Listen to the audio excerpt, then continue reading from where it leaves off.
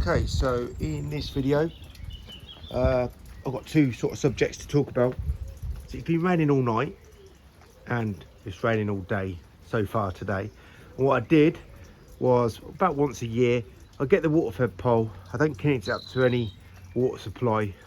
I want it to be just raining pretty hard and heavy. And I just brushed all this down on the other side and on the other side of the house there. Just to get any bird muck and debris like from these trees.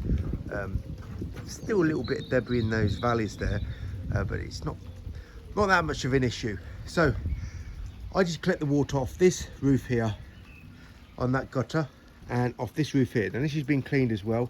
We use a soft brush down there. The wife got on here because I don't want to walk on here just in case. It's a new roof. They're both new roofs. But I don't want to be walking on here because I'm a lot heavier than my wife. So this is now been cleaned and it's looking pretty good. And what you get here is just a little bit of algae film build up. But if you look over here, that roof there is about 6 years old. That needs an A&E clean. Where that chimney is, the birds fertilise everything there. It's just moss all near that chimney. Not so much on the other side, but it does spread and it does move over. But that's all moss. That's about 6 years old. That's 3 years old. And the guy over the other side, his roof is about 5 years old. And this is full of moss too. But these are not slate or tiles, they're plastic. And this is like a rubber coating or plastic as well. So that's new as well. And so it comes down these gutters, goes into my butts.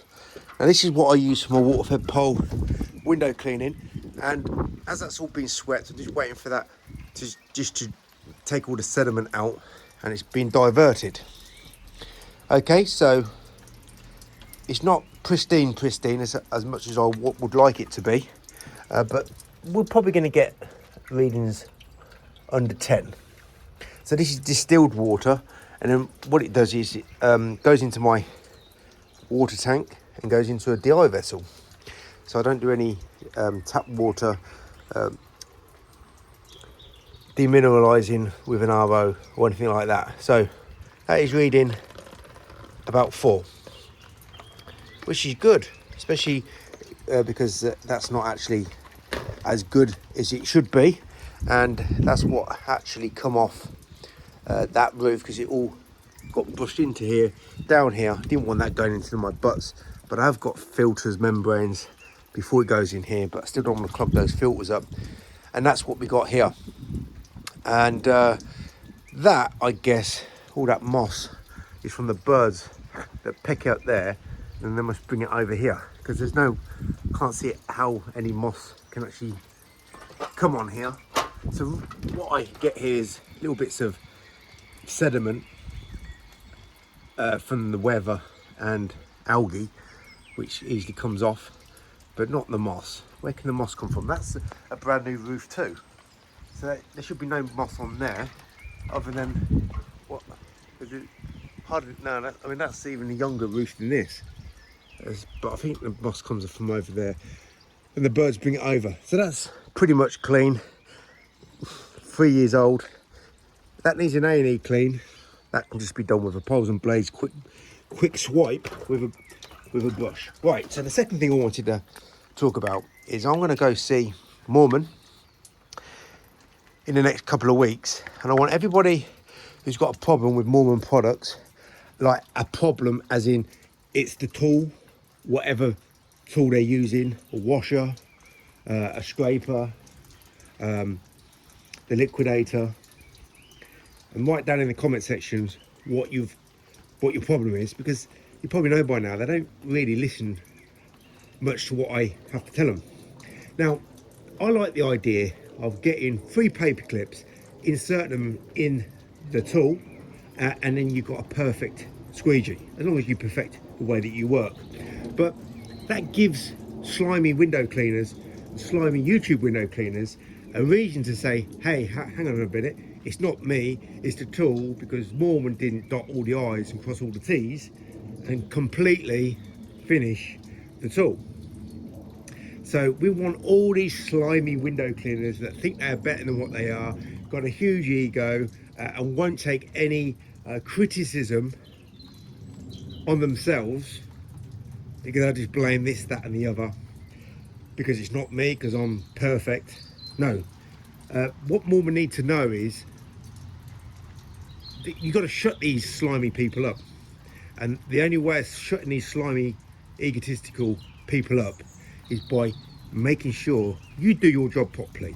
If I didn't do my job properly, if you didn't do your job properly, sooner or later you will find that people will pick you up on your problems.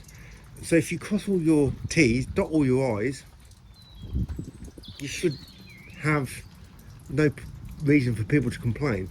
So whatever problem you got with your tools, could be any tool from Moerman, put it in the description, not in the description, in the comments, and say, I want you to mention this, I want you to mention that, and I'll get a big list and I'll give it to Moerman in person and say, look, these are the problems you need to address, get it sorted, and then I'll get everybody who has a problem with your tools, because they can't use them, especially the liquidator,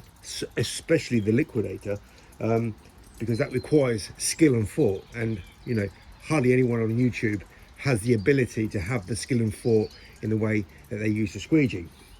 And then hopefully that will take the emphasis off me making video after video of the same subjects, and make people actually know that, yeah, these slimy window cleaners on YouTube are actually they're bringing the actual trade of window cleaning down to their level, and their level is pretty low in comparison to what I suggest you working at. So that's what I want you to do. If you've got any problems, if you don't have any problems, then don't mention anything. That's what I do. Collect my water. I'm getting readings of about 4 or 5 collected in here, and it's not pristine clean, but it's good enough to clean windows. Goes into my water fed pole. Well, the tank goes into the DI vessel from out the pump, and then into my water fed pole, and that's how I've been working for the last 10 years or so. I hope you enjoyed the video. Ta-da.